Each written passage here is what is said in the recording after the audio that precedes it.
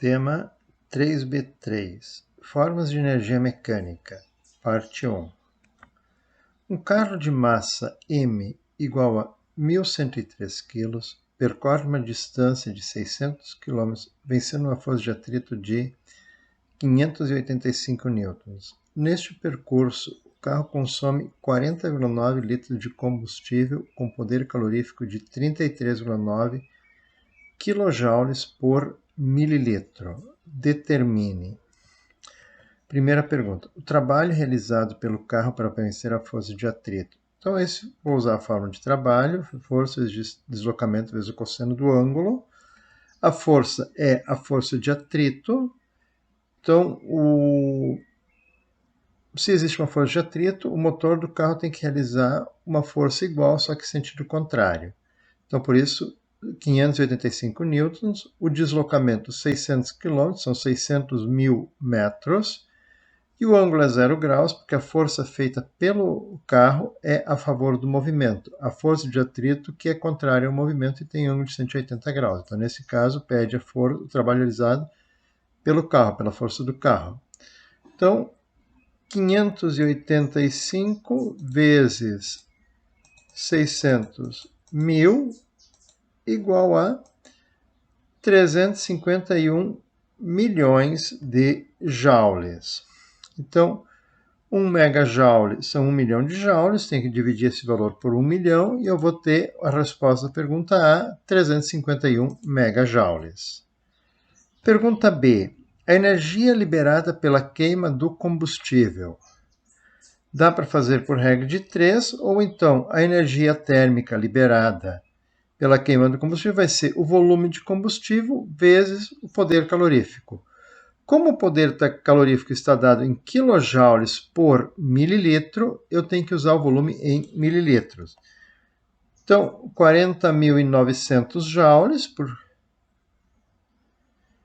40.900 mililitros, 40,9 litros vezes 1.000, vezes 33,9 quilojoules, são 33.900 joules. Então, 40.900 vezes 33.900, eu tenho 1.386.510 joules de energia liberada. Então, em megajoules, divide por 1 milhão e eu vou ter 1.387 megajoules de energia liberada pela queima do combustível. Pergunta C. A energia dissipada pelo motor durante a queima do combustível. Então, o que eu tenho? O combustível liberou 1 bilhão de joules, 1.386 milhões de joules. O motor aproveitou 351 para movimentar o carro. O restante é a energia dissipada, é aquela energia que o motor não aproveitou. Então, a energia total é o trabalho mais energia dissipada. Portanto, a energia dissipada vai ser esse 1 bilhão 386 mil menos os 351 milhões de joules que o motor aproveitou. Então, eu tenho uma energia dissipada de 1 bilhão 35 milhões 510 mil joules. Então, dividido dá 1.036 megajoules de energia dissipada. E a pergunta D, o rendimento do motor do carro. Então, a energia total, 1 bilhão 376 mil, está para 100%, assim como a energia aproveitada, 351 milhões, está para X. Então,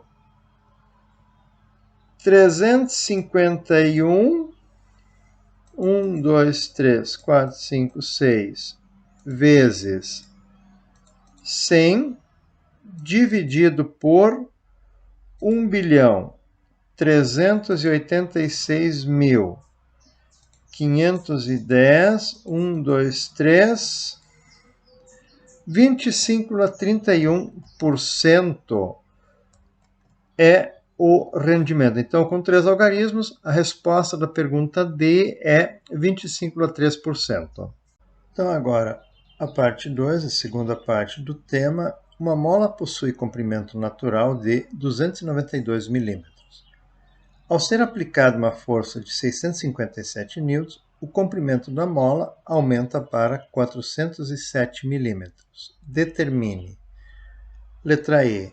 A deformação sofrida pela mola em milímetros. Então, a deformação é a variação de comprimento, então vai ser o comprimento final menos o comprimento inicial, ou seja, 407 menos 292, eu tenho uma deformação de 115 milímetros.